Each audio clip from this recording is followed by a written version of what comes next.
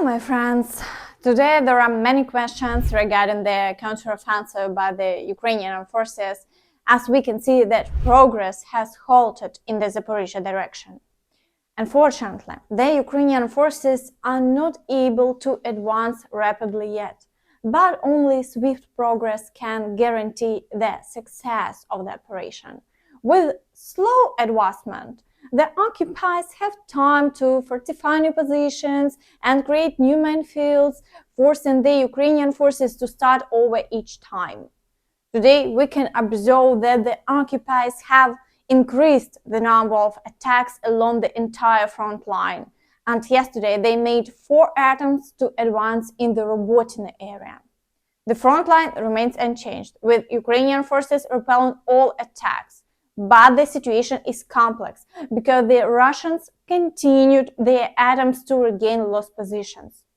Today, reports are emerging that Zelensky and Zaluzhny have different opinions on continuing their counteroffensive. Chief of the General Staff of the Armed Forces of Ukraine, Zaluzhny, and President of Ukraine, Zelensky, have differing views on the future Ukrainian counteroffensive, according to the Times. Zaluzhny believes the counteroffensive is over, and Ukraine needs to hold territories and prepare for an operation next year.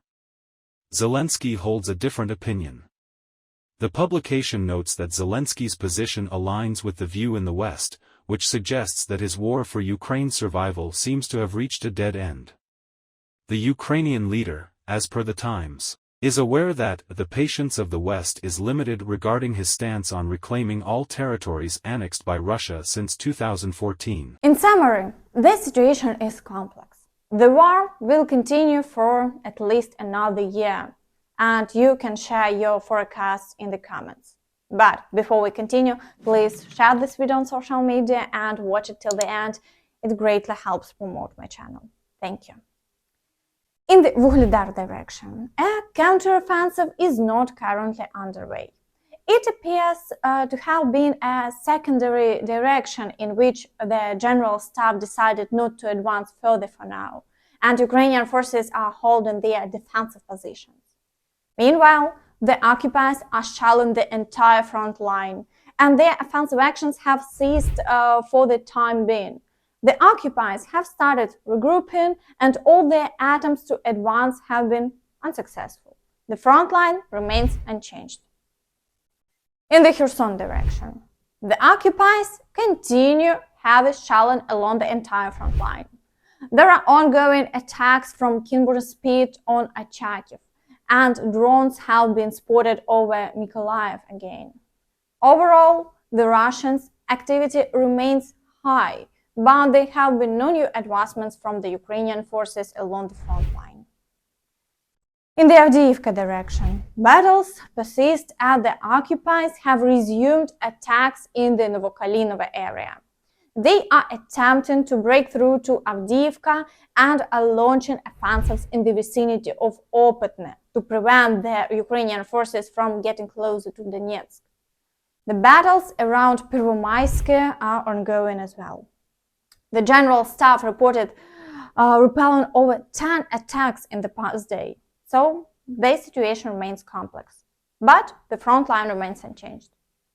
Further south, in Marinka, the occupiers continue their storm attempts, all of which have been unsuccessful.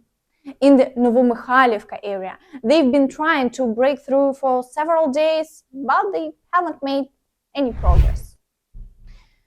In the Bakhmut direction, the occupiers persist in their attempts to regain the lost positions around Avdiivka. They are so determined to retake these positions that they even carried out airstrikes in the Klyschivka area to destroy Ukrainian forces' positions and then break through to them. However, the Russians haven't achieved any success so far. Despite the challenging situation, Ukrainian forces are holding the front line without any changes. On the other note, based on the statements from the Ukrainian military regarding the gray zone extending beyond the railway, they decided to update the map, and we can see that the gray zone has expanded by 1 kilometer. Whether they will manage to push the Russians beyond the highway remains a question, as the occupiers keep deploying new reserves for their offensive to prevent the Ukrainian forces from advancing further. Additionally, many might recall statements from Ukrainian experts about Wagner private military company fighters having returned to the front lines. However, today there is different information stated that the Wagner PMC is claiming to be transitioning under the command of the Russian National Guard and returning to the front. On Sunday, October 29th, the Russian private military company Wagner officially announced that it will come under the control of the Russian National Guard, Rosgvardia, and return to the war in Ukraine. This information was provided on the official Telegram channel of the Wagner PMC. It is noted that all Wagner members were offered individual contracts, and those who do not agree would be released based on current conditions. However, the entire structure of the Wagner PMC, its operation, and commanders will remain unchanged. The fighters also mentioned that they are building their base from scratch in the zone of Russian aggression in Ukraine. Mercenaries will be prepared for close combat over the course of 6 months.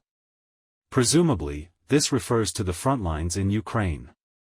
The group also emphasized that those mercenaries who joined the Russian Ministry of Defense will not be allowed to return to Wagner. In the Siversk direction, shelling continues with an increased frequency, but there are no offensive actions reported yet.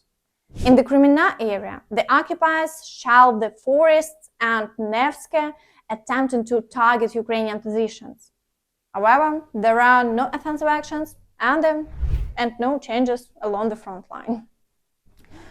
In the Svatove direction, the situation remains highly stable. There is minimal shelling and no offensive attacks are reported.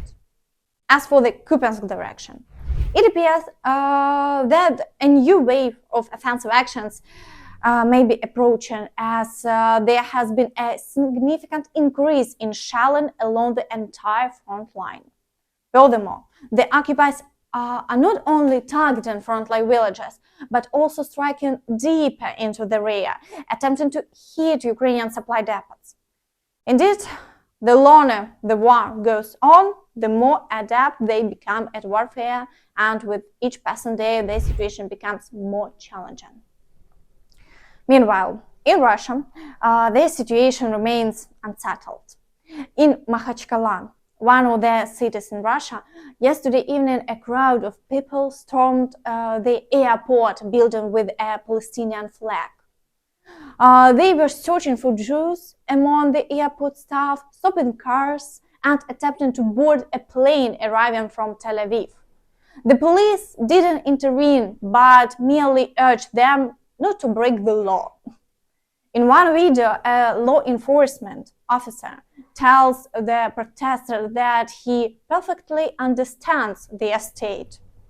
However, later, despite Russian claims of his release, clashes occurred between protesters and law enforcement.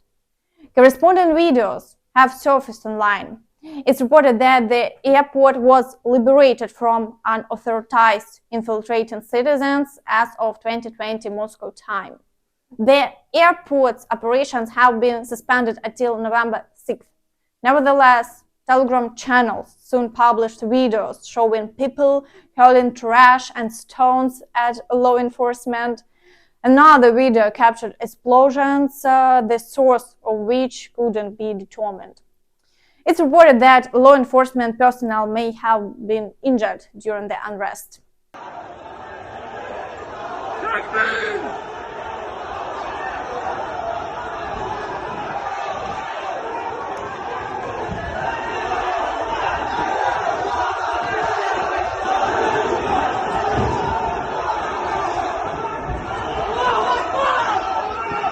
Also, videos from a plane arriving in Mahachkala from Dubai are being shared online. The video's author says that they have been on board for 3 hours and medical personnel cannot reach them.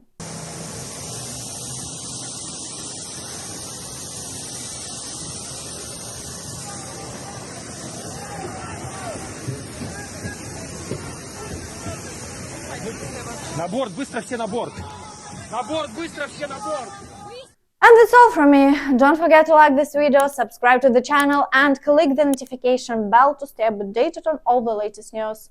Thank you for watching, and see you next time. Bye bye.